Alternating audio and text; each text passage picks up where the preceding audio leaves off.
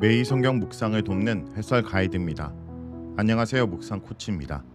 함께 읽고 나눌 말씀은 사도행전 18장 24절에서 19장 7절까지 말씀입니다.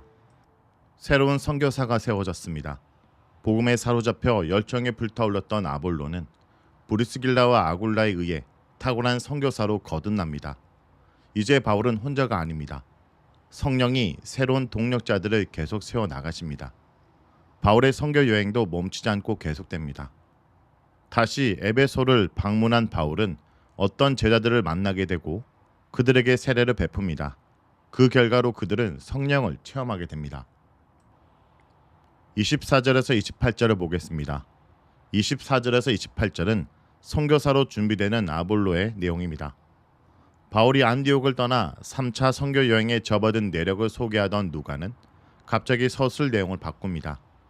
새 인물 아볼로를 등장시킵니다. 그에 대한 일화를 24절에서 28절에 삽입하고 다시 사도행전 19장 1절에서 바울 이야기를 계속합니다. 아볼로에 대한 누가의 묘사는 왜 누가가 이 이야기를 그 자리에 배치했는지 충분히 이야기합니다. 아볼로는 매우 특이한 사람입니다. 그는 소위 말해 세속적인 성공 요인을 많이 가지고 있는 인물입니다. 그는 언변이 좋고 성경에 능통한 자라고 묘사됩니다. 언변이 좋다라는 것은 배운 것이 많은, 학식이 풍성한이라는 뜻으로 수사하게 능했다는 뜻이고, 성경에 능하다라는 것은 넓고 깊고 예민한 성경 해석 능력을 갖춘 사람이란 뜻입니다. 여기서 성경은 구약을 가리키지만 25절을 보면 아볼로는 일찍이 주의 도를 배워 열심히 예수에 관한 것을 자세히 말하며 가르치는 자이기도 했습니다. 그는 유대교적 성경 해석에 그친 것이 아니라 기독교적 관점에서 구약을 통찰하는 능력이 있었습니다. 아볼로는 지혜와 열정을 겸비한 보기 드문 일꾼이었습니다. 알렉산드리아가 갖는 중요성을 감안할 때 이 도시에 일찍이 유대 선교사들을 통해 복음이 증거되었을 것이라 짐작하는 것은 어렵지 않습니다. 하지만 그의 한계도 명백했습니다. 그는 요한의 세례만 알고 있었습니다. 세례 요한 계열의 선교사들에게서 복음을 받았기 때문일 것입니다. 그의 선교는 많은 점에서 정확한 가르침이었지만 브리스길라 부부와 바울의 교정이 필요한 만큼 심각한 허물도 갖고 있었습니다.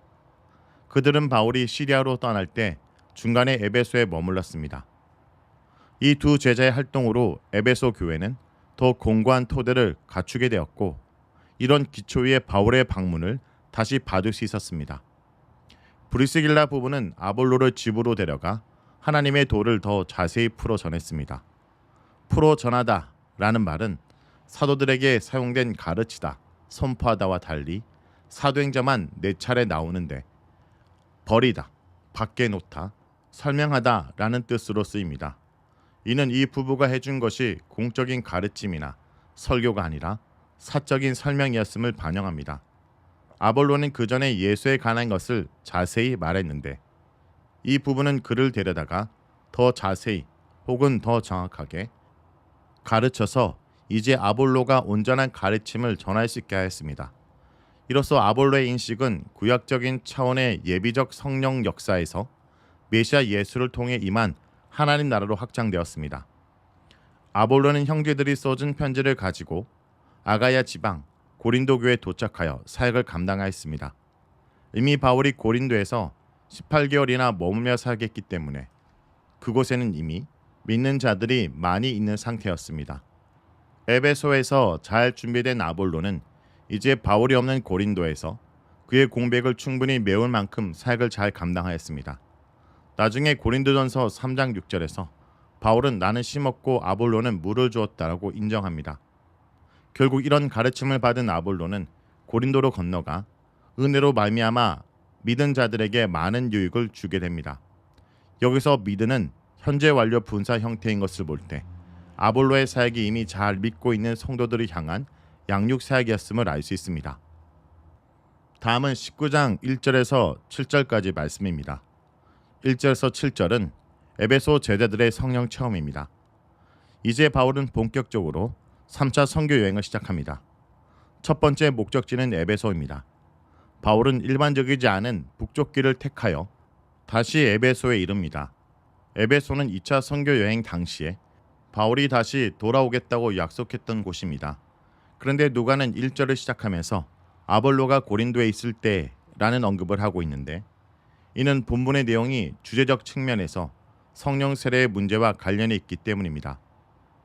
바울은 에베소에 먼저 어떤 제자들을 만납니다.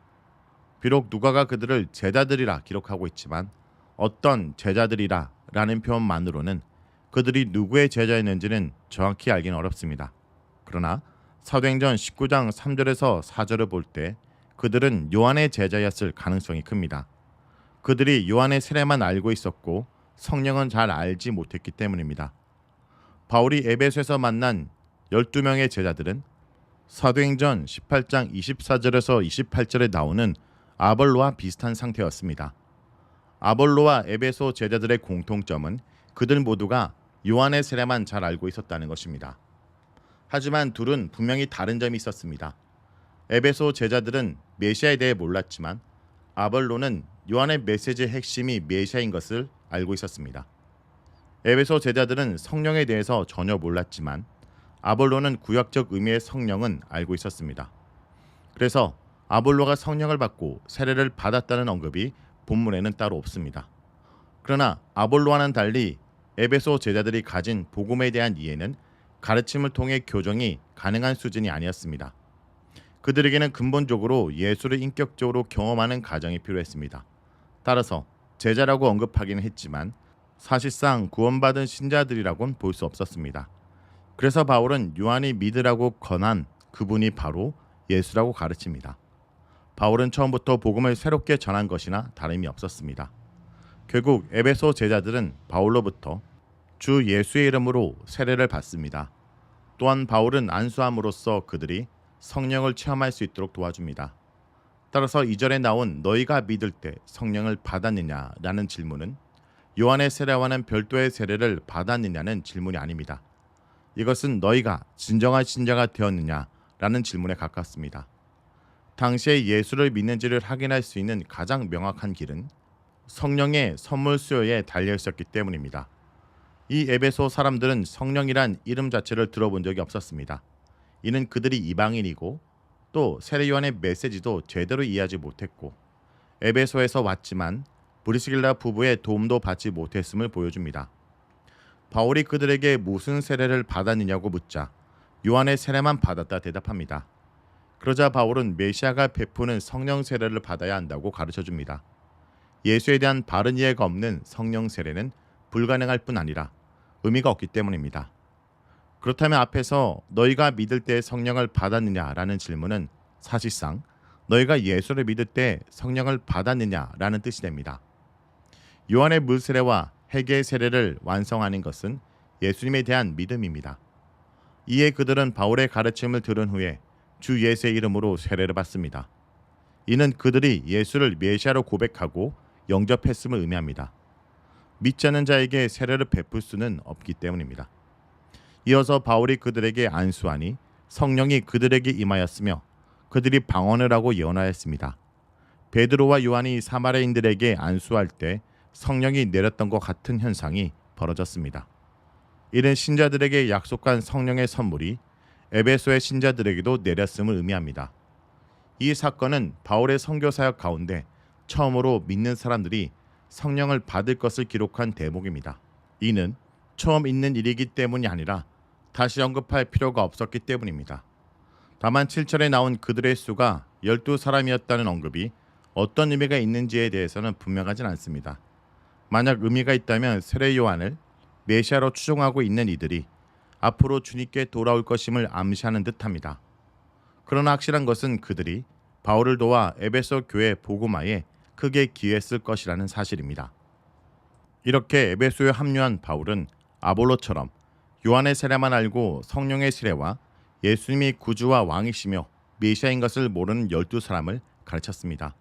그리고 그들에게 세례를 주어 방언과 예언 등을 통해 성령의 활동도 직접 체험하게 하십니다. 이런 경험을 통해 그들은 예수님과 성령 세례에 관한 세례 요한과 바울의 가르침을 확증받은 것입니다. 이들은 또한 바울이 2년 넘게 에베소에 사역을 할 때 교회의 든든한 일꾼의 역할을 했을 것입니다. 이렇듯 사도 바울의 사역은 복음을 제대로 알지 못하는 자들에게 말씀을 통해 복음이 무엇인지 교정하고 가르치는 사역 또한 중요했음을 보여줍니다. 우리 안에도 바로잡아야 될 부족함은 없는지, 잘못하고 있는 것은 아닌지 돌아보기 원합니다. 이단이 창궐하고 지나치게 은사주의적인 성령론이나 프로그램이 범람하는 이때 우리는 성경을 바로한 일이 얼마나 중요한지 깨닫고 알기 힘쓰고 가르치기에 전념해야 될 것을 잊지 않기 원합니다. 말씀을 놓고 기도하겠습니다. 주님, 오늘도 예수 그리스도의 주되심에 대해 더 잘 배우고 또 아는 대로 순종하는 하루가 되게 하여 주시옵소서. 예수의 이름으로 기도합니다. 아멘.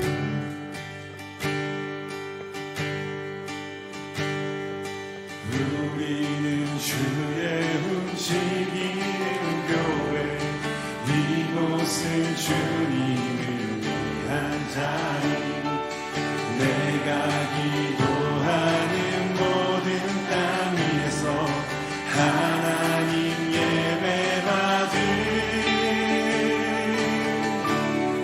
그날을 고대하네.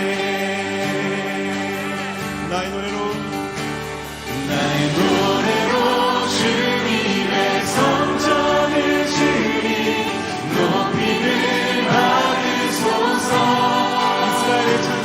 이스라엘의 찬송 중 거하신 주님 거룩하신